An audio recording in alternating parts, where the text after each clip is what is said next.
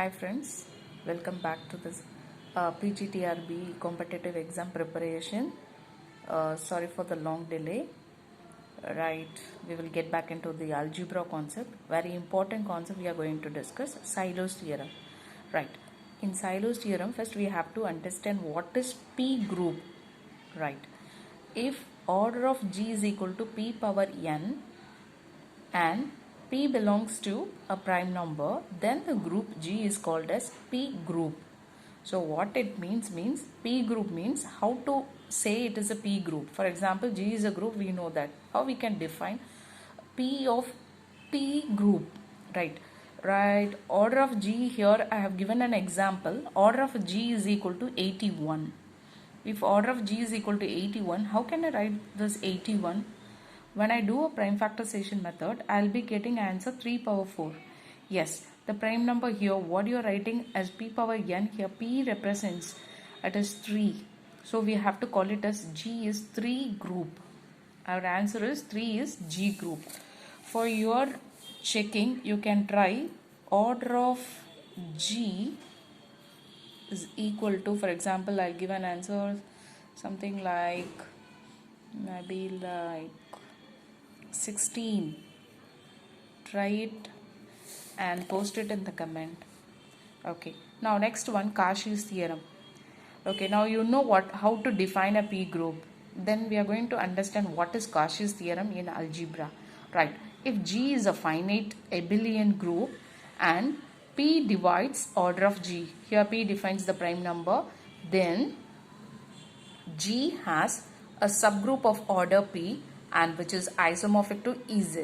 Right, again I repeat, G is a finite abelian group and P divides order of G, then G has a subgroup of order P and which is isomorphic to Ez. This is the Cauchy's theorem. Right, now next note, I find it very important note in this while going through this passage of Sylow's theorem. Right, if G is a finite group and P divides order of G, then G has an element of order P. What we are saying as a prime number, it will be the element of that group. That's the note. This note. Okay, next one, Sylow's first theorem. So now very important concept we are getting into it. Yes, Sylow's first theorem tells that if G is a finite group and P power n divides order of G.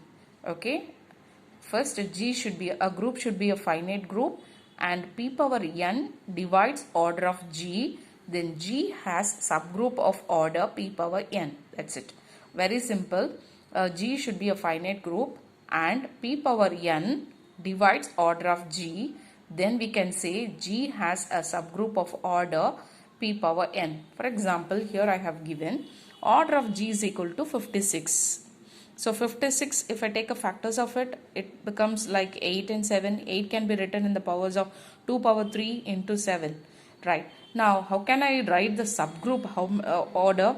So the first one here I have 2 power 3. So if I have a 2 power 1, where the 2 power 1 divides order of G, 2 power 1 is 2. 2 divides 56.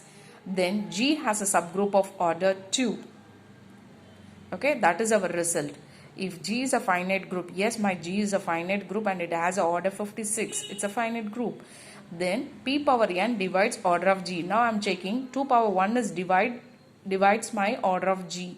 Then we have to say G has a subgroup of order P power n. 2 power 1 is 2. Now again I am going to check what is my 2 power 2. 2 power 2 is 4. 4 divides 56. Yes, true. Then I have to say G has a subgroup of order 4.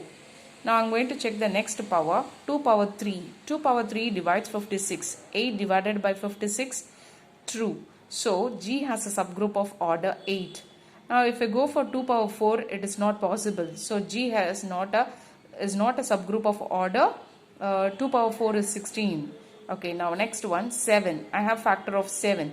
So 7 divided by order of G. Then G has a subgroup of order 7.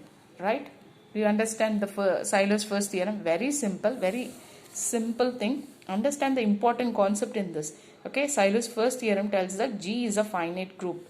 And then P power n divides order of G. These two are very important. It should be a finite group and p power n should be divided by order of G. Then we have to say G has a subgroup. It has a subgroup. Our group has a subgroup of order p power n. That's it. This is the Seiler's first theorem. Okay. Thank you, friends.